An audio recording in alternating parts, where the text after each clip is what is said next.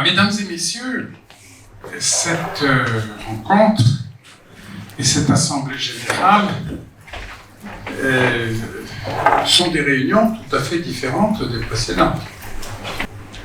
Après que l'on ait, comme Caton l'Ancien, pendant 30 ans, répété « il faut détruire Carthage », par nous, très pacifiquement, nous avons répété « il faut faire Seine-Nord », eh bien, cette année, Seine-Nord est en cours de réalisation.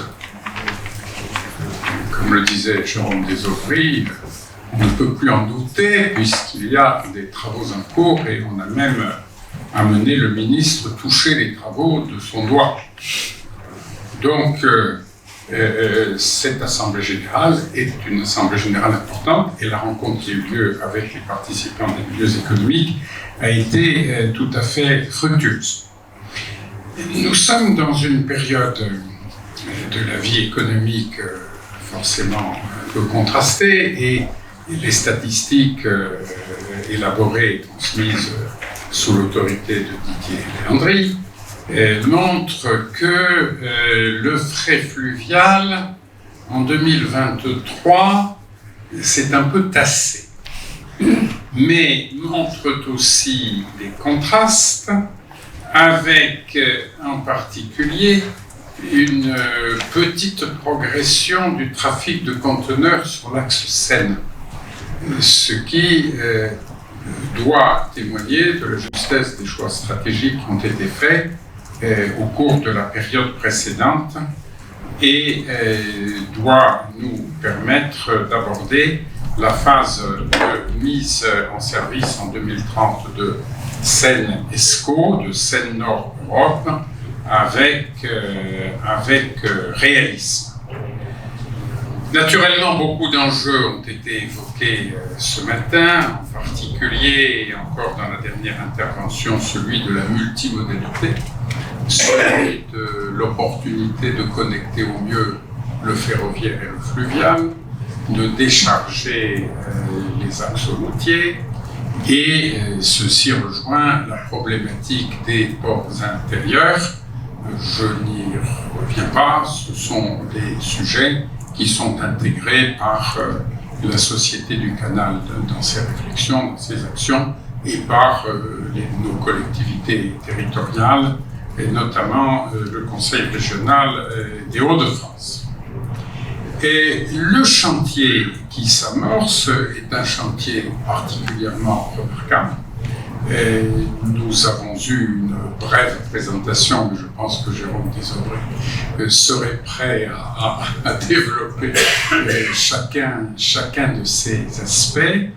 On ne fait pas un canal à grand gabarit pour le milieu du XXIe siècle comme on faisait autrefois les voies fluviales, on est très loin, et la complexité des outils tels que les écluses mérite d'être soulignée. C'est une infrastructure qui comporte de vraies avancées technologiques, ceci devant permettre de fournir aux professionnels les outils les plus appropriés. Nous pouvons constater une évidence, à nouveau en 2023-2024, le principal allié de l'infrastructure fluviale à grand gabarit, c'est l'Union européenne. C'est l'Union européenne. Et pour ceux qui me connaissent et qui savent que je ne suis pas un turiféraire absolument inconditionnel des procédures communautaires, eh bien, ceux qui me connaissent ne seront sans doute pas surpris de ce que j'affirme, parce que dans bien des domaines, prenez les marchés de l'énergie, la France a une structure qui remonte à loin. L'Allemagne a une structure qui remonte à loin. Pour les concilier dans le cadre de règlements européens, naturellement, il faut rapprocher les positions et il faut trouver un langage commun, définir des règles communes ce qui est une affaire de négociation et d'enjeux extrêmement complexe. Par contre, dans le fluvial, rien de ces contradictions n'existe. Aucunement. Et le fait que, enfin, la France adhère à un modèle européen d'infrastructure fluviale, eh bien, cela ne pouvait qu'être encouragé par les commissions successives, et Dieu sait que nous en avons rencontré en 30 ans des commissions successives. Mais l'approche de l'Union européenne ne s'est jamais démentie, et les décisions complémentaires intervenues cette année, 405 millions au titre du mécanisme pour l'interconnexion en Europe, ce qui porte la contribution de l'Union européenne à 50% des coûts de construction, en espérant que ce seront les coûts intégrant toutes les révisions, les adaptations, etc. Enfin, restons-en à 50%. Donc, c'est effectivement une confirmation de cet engagement de l'Union européenne, sans lequel le projet ne se ferait pas. Je crois qu'il y a peu de choses dont on puisse le dire avec une telle certitude. Et en ce qui concerne donc Seine-Escaut, nous avons tout à l'heure commenté la décision de tout début mai 2024, avis favorable de l'autorité environnementale. Nous savons que la Société du Canal, suivant les directives de son conseiller et de son président, est ouverte à tous les débats. Et ceci est important.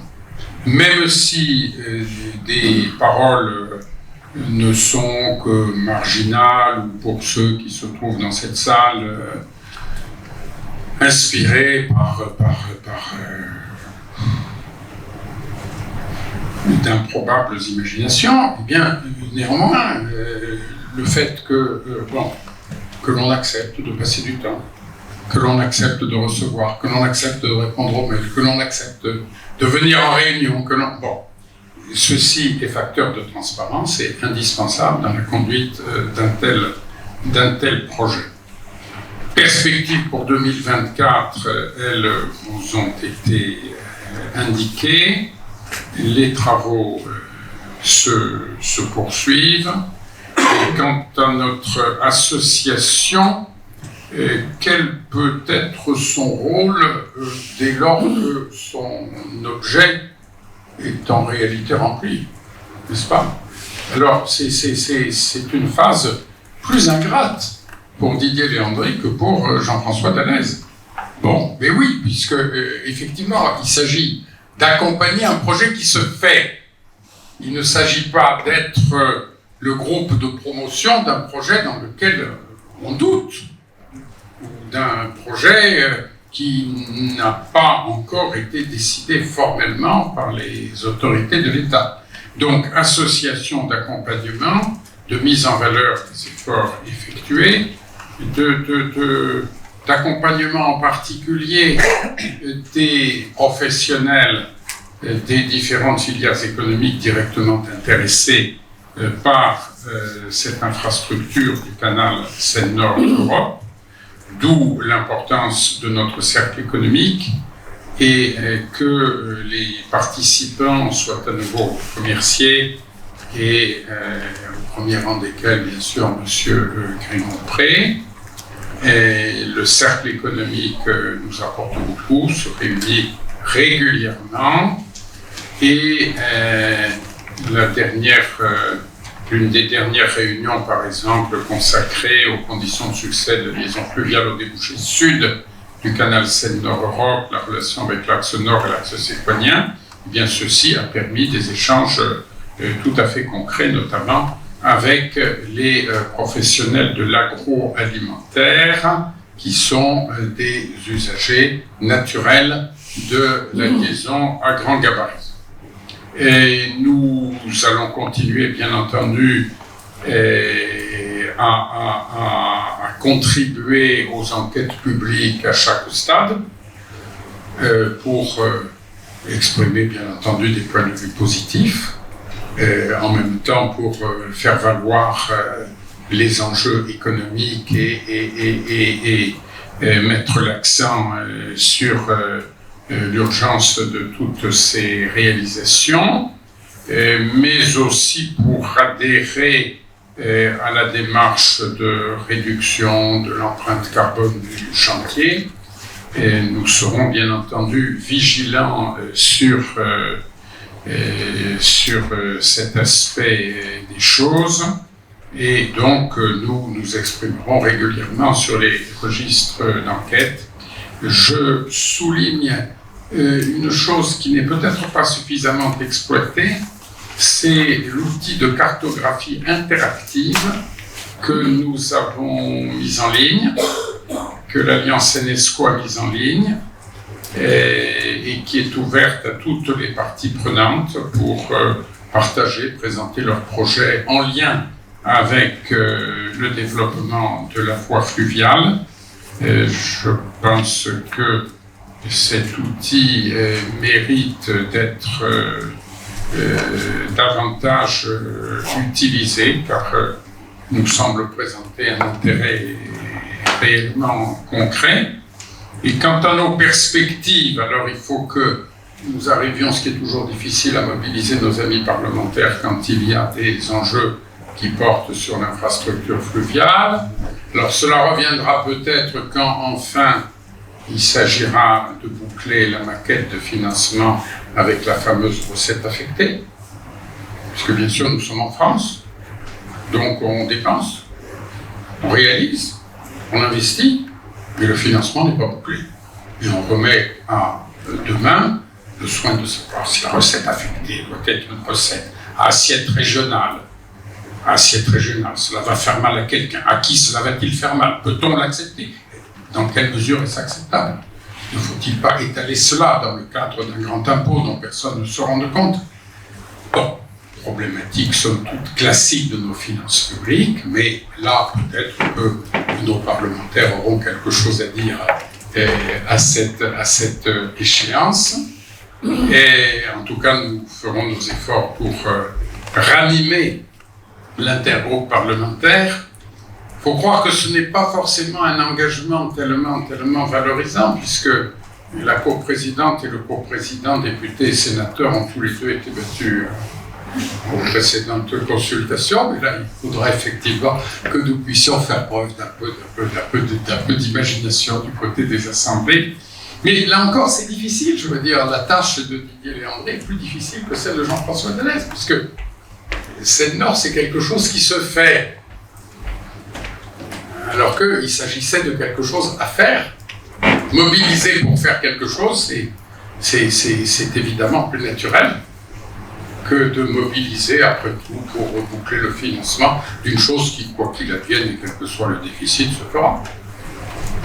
Donc, pardonnez-moi ce propos un tout petit peu en retrait en ce qui concerne nos amis parlementaires.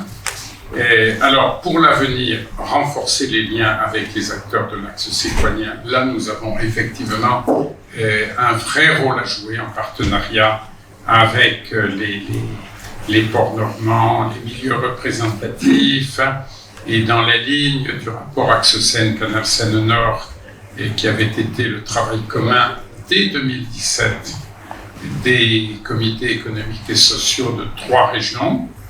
Et là, je pense que nous pourrions utilement relancer les travaux, les études, faire en sorte qu'il y ait un nouvel écrit de référence sur ce thème, parce que, qu'on le veuille ou non, il y aura toujours effectivement cet aspect de la compétition possible des différentes façades maritimes. Alors, est-ce que Dunkerque, comme nous le pensons, va réellement être très bénéficiaire de cette connexion? Est-ce que le lien direct des grands ports du Benelux n'a pas, malgré les investissements réalisés au Havre, toujours quelque chose n'est-il pas toujours quelque chose de redoutable pour la façade normande, pour Rouen, pour Le Havre. Donc, sur ces sujets, qui sont évidemment des sujets structurels et permanents, je crois que l'association peut poursuivre son travail d'élaboration, de participation, de la part d'experts et de personnes susceptibles de sensibiliser, au-delà de nous, le grand public, aux enjeux des liaisons fluviales. Donc, voilà, mesdames et messieurs, à titre de point d'étape, ce que je voulais vous dire, qui, si vous le voulez bien, peut aussi valoir rapport d'activité de l'association, n'est-ce pas, pour les membres de l'association. Donc, je vous remercie de votre attention.